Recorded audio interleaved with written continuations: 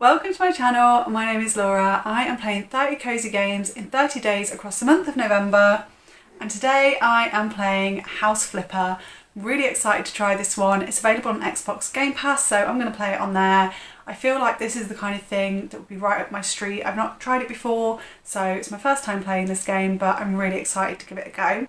The being behind on uploading videos is real. I'm really struggling to get them edited now, but I'm still going to keep recording them, and I will just have a big edit fest at some point and play catch up. So they will be coming. I will be trying. As I said at the start, I did think it would be a lot to try and post every single day, but I am kind of somewhat managing, and I will have a big catch up session at some point and get all of these videos that I'm filming posted.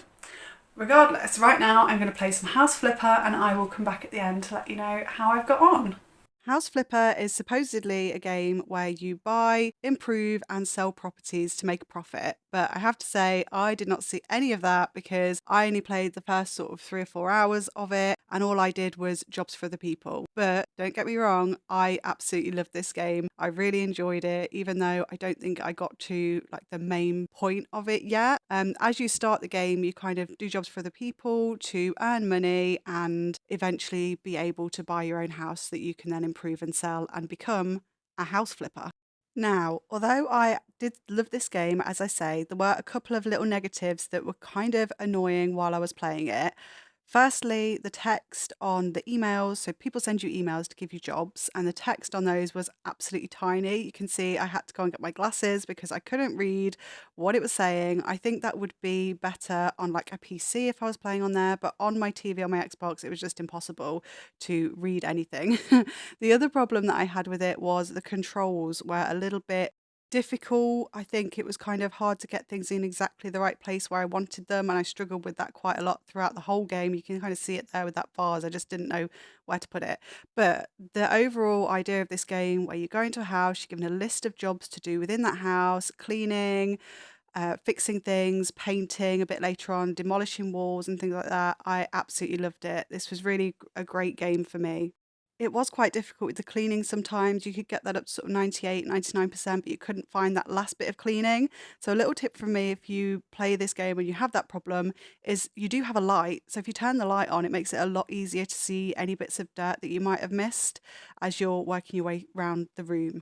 But to move on to the positives of House Flipper, when you get your email, you go into the house and you've got this list of jobs to do within this building. I think it's really satisfying just to work your way down that list, to go into an absolute whole of a house and leave it sparkling and new. It was really, really satisfying. I have to say, I think clearing up all the rubbish with just a click, even when there was sort of bottles and you had to click a lot of different things to clear a lot of areas, it was still very satisfying to leave an area clean and tidy behind you.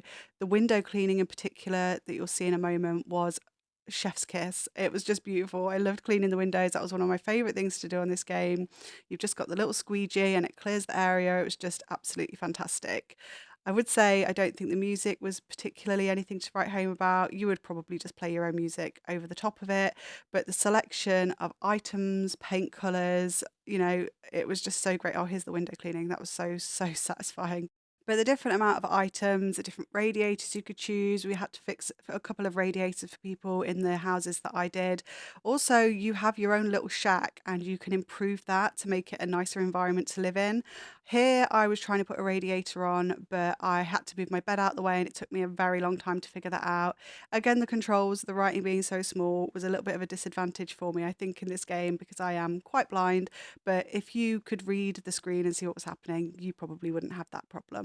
House Flipper for me feels like a game that could trick you into playing it for a very, very long time because you would think, oh, well, I'll just do one more job. And then you spend an hour on that job. And then you think, oh, well, I'll just do a little bit in my own house. And then, oh, I might as well do another job. And it would just sort of, like I say, trick you into spending a lot of time with the game.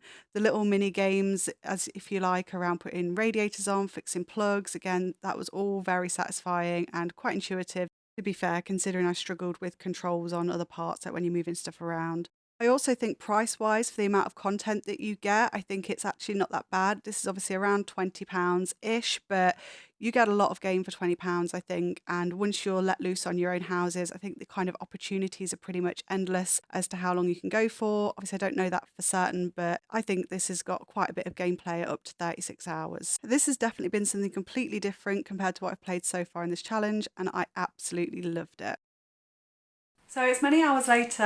I have just realised I need to wrap this video up before I lose the light.